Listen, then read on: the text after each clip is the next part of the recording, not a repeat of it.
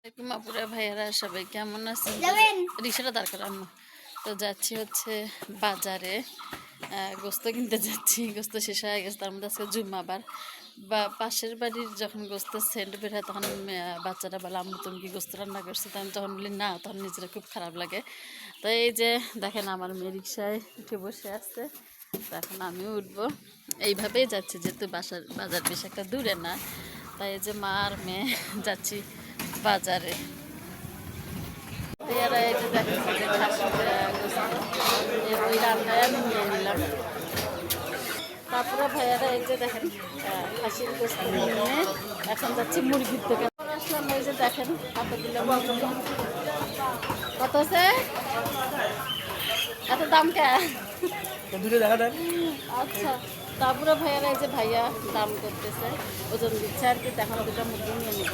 ওই দেখেন গরুর গোস্ত ঝুলাই ঝুলাই রাখছে 500 আর এই দেখেন আবার মুরগি নেওয়া শেষ।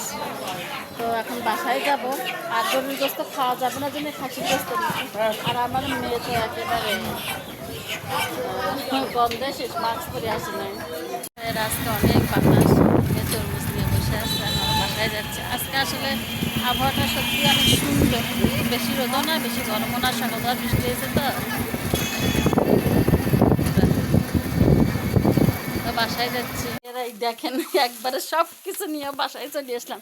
আর আকাশটা কিন্তু মেঘাচ্ছন্ন, মনে হয় আবার বৃষ্টি আসবে। এরা জানেন এই তরমুজটা এখন আমি খুলবো।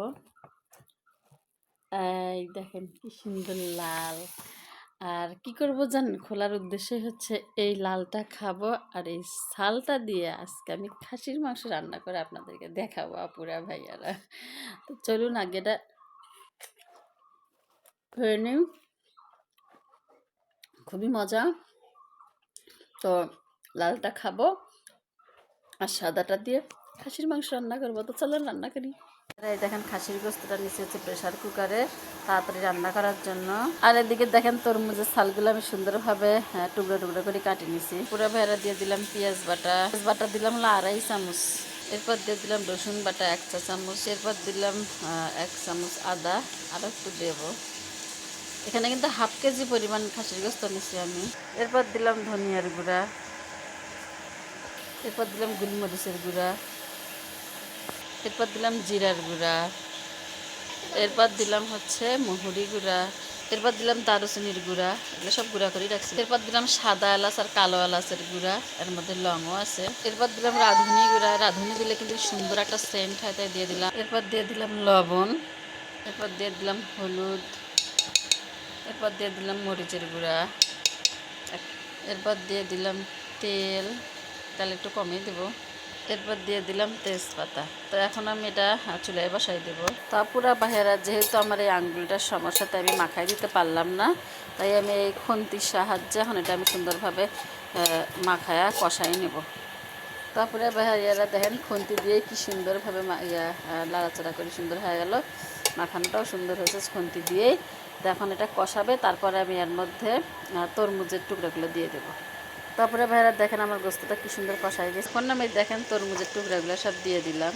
তরমুজের টুকরাগুলো দিয়ে এখন আমি আর একটু কষাই নেব আপুরা ভাইয়ারা।